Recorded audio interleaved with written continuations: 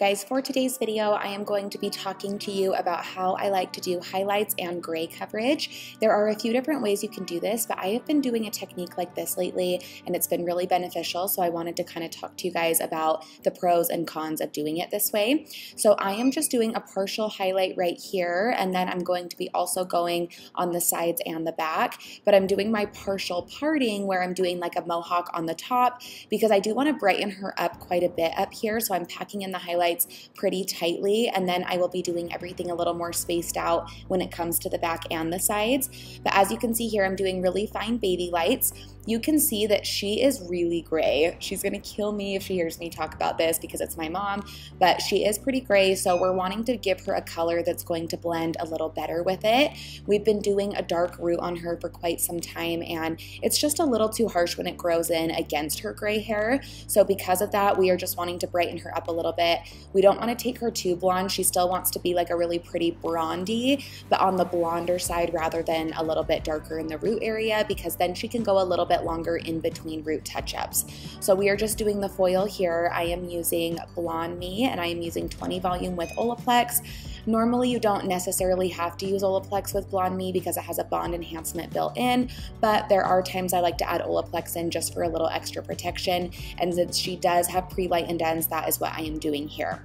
I'm also going to be working around the hairline, giving her a pretty focused money piece, and I'm so sorry that I'm blocking the shot in some of these clips. I hope that me explaining what I'm doing gives you guys enough information. So I'm doing a lot of slices right around here so that she can have a heavy blonde piece in the front.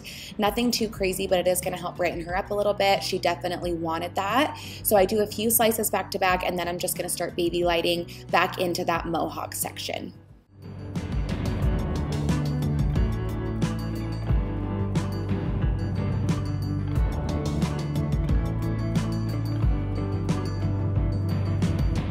I blocked the camera so badly right here, so it's kind of blurry, so I'm not going to include a bunch of this footage, but I just wanted to explain that I'm going up the side of the head, just kind of straight up from the ear, and I'm spacing these out, but I'm still doing baby lights. They're just not as tightly packed as the mohawk section, just to help break up this root a little bit more as well. And then we're going to transition into the back right here, and I'm going to be doing a brick lay pattern. I typically do about 2 or 3 foils in the center, and then 2 or 3 on the left, 2 or 3 on the right, and then back to the center, just following the shape and the curvature of the head. And then we are just going to continue that up until I reach that mohawk section I was working in before.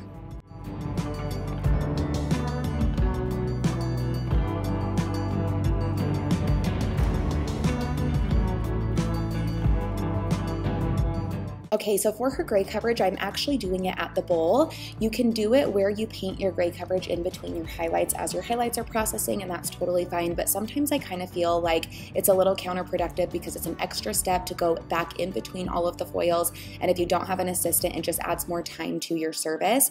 And when you do colors like this at the bowl with highlights, you're usually tapping that root out anyway, and since we have to do this step, I'm just going to kind of tie 2 in 1 and do her gray coverage here. So I am using Red and I'm doing 6NN with just a little bit of 6NA, and we're just kind of dabbing that in at the bowl, treating it like I would a normal root shadow. So it's going to give her the appearance of a root shadow but cover her grays at the same time. I would not ever use permanent color for a process like this unless it was gray coverage. If I was just doing a normal shadow with no gray, it would just be demi, but since she has the gray, I'm just kind of killing 2 birds with 1 stone and doing it here, and I'm going to let it process the full amount of time. So typically with gray coverage, I like to add 15 minutes on top of the developer number. So for example, we're using 20 volume here for her gray coverage, so I'm gonna let it sit for 35 minutes because 35 is adding 15 to 20. So we're letting her sit like that in the bowl, and then we are going to lean her back and tone her mids to ends.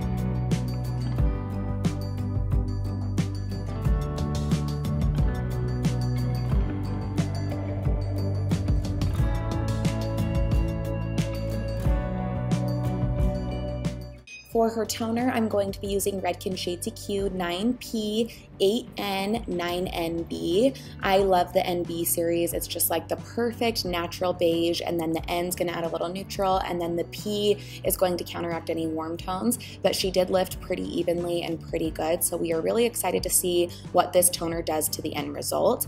And I am going to be doing her money pieces first, so as you can see, I kind of have them sectioned out, and I'm just going to be saturating that all right there.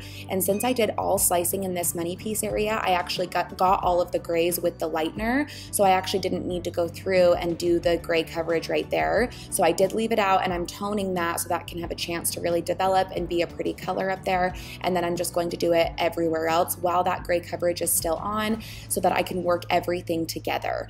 With the money piece being applied first, you just have to be really careful and watch what you're doing so that it doesn't take too quickly. So if I need to, I can rinse that out before I rinse out the rest of it.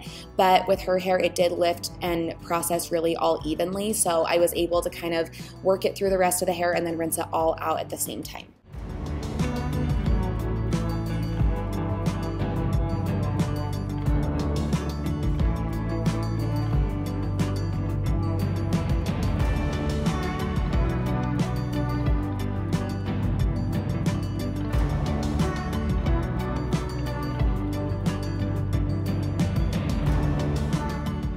Now that her color is done, we are applying tape and extensions. She actually wanted to take a break from the longer hair. Normally she does about 4 bags of tapes, or she does wefts and tapes and has longer hair, but she has a few vacations coming up. We're going to Mexico for Christmas, and we actually just got back from Mexico. We're just, Mexico fans, I guess, and she's wanting to have shorter hair just because of the maintenance, and it's just easier. So we are doing 2 bags of 16-inch tape-ins, and we are doing the colors Jagger, and then we did a little bit of Desmond and Freddie as well.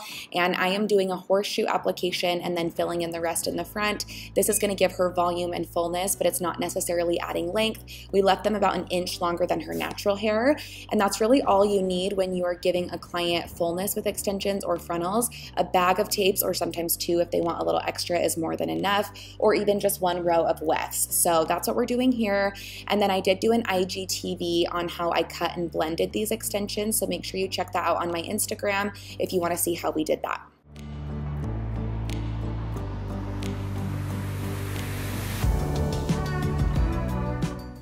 I hope you guys enjoyed this video and learned something new. Let me know what types of videos you would like to see in the future. I've been so excited to be just doing a lot more hair tutorials for you guys. It's been so much fun. So thank you so much for watching. Don't forget to like and subscribe, and also follow me on Instagram, and have a great day.